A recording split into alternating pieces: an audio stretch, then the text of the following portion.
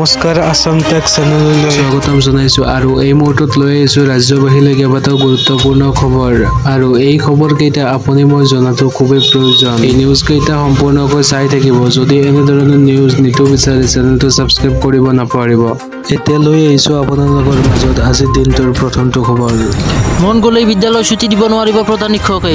এই মুহূৰ্তৰ গুৰুত্বপূৰ্ণ খবৰ। এতিয়াৰে পৰা নিজৰ ইচ্ছামতে বিদ্যালয় বন্ধ দিব নোৱাৰিব প্ৰধান শিক্ষকে। নিজৰ খেয়াল খুচিমতে অৰ্ধছুটিও ঘোষণা কৰিব নোৱাৰিব প্ৰধান শিক্ষক আৰু অধ্যক্ষই। জিলা উপায়ুক্তসকলক এই নিৰ্দেশ দিছে শিক্ষামন্ত্ৰী ডাক্তৰ ৰণোজ পেগুৱে। বহু বিদ্যালয়ে নিজৰ ইচ্ছাত ছুটি আৰু অৰ্ধছুটি ঘোষণা কৰে। ডিমৌ উচ্চ মাধ্যমিক বিদ্যালয়ে আজি যোগ দিৱসৰ নামত অৰ্ধছুটি ঘোষণা কৰিছিল। ইয়াৰ তদন্ত ঘোষণা কৰিছে শিক্ষামন্ত্ৰীয়ে। ইয়াৰ পিছতেই প্ৰধান শিক্ষক অধ্যক্ষসকলক এই নিৰ্দেশ দিছে শিক্ষামন্ত্ৰী ৰণোজ পেগুৱে। সবিশেষ দৃশ্য আগবঢ়ালো আপোনালোকৰ মাজত।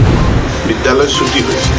আজিতো বিদ্যালয় বন্ধৰ দিন নহয়, কোনো ঘটনাও হোৱা নাই ছুটি দিবলগীয়া। 12টা নাবাজোতে ছাত্ৰ ছাত্ৰীসকল কিয় গ'ল খা খবৰ লওঁতে গম পাইছোঁ যে তাৰে অধ্যক্ষজনে নিজৰ খেয়াল খুচি মতে তেওঁ য়োগাৰ নাম লৈ পেলাই 12টা বজাতে বিদ্যালয় ছুটি দিছে।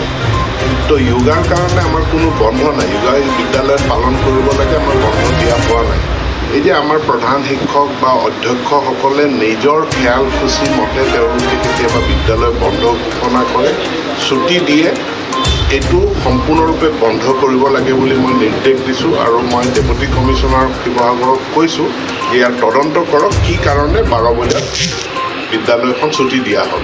কাৰণ তেওঁলোক এখন প্ৰভিন্সিয়েলাইজ বা চৰকাৰী বিদ্যালয়, তেওঁলোকো চৰকাৰী কৰ্মচাৰী। নিজৰ ইচ্ছামতে বিদ্যালয়খন ছুটি দি মানুহটো ঘৰলৈ যাব নোৱাৰে, এইটো এটা ডাঙৰ অপৰাধ।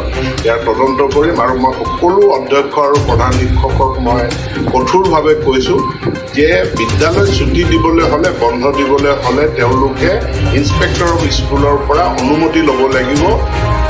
ইনস্পেক্টৰ অফ স্কুলৰ অনুমতি নোলোৱাকৈ নিজাববীয়াকৈ এনেধৰণে বিদ্যালয় বন্ধ দিব নোৱাৰে, ছুটি দিব নোৱাৰে। নিশ্চিতভাৱে তদন্ত হ'ব, বিহিত ব্যৱস্থা কৰিব।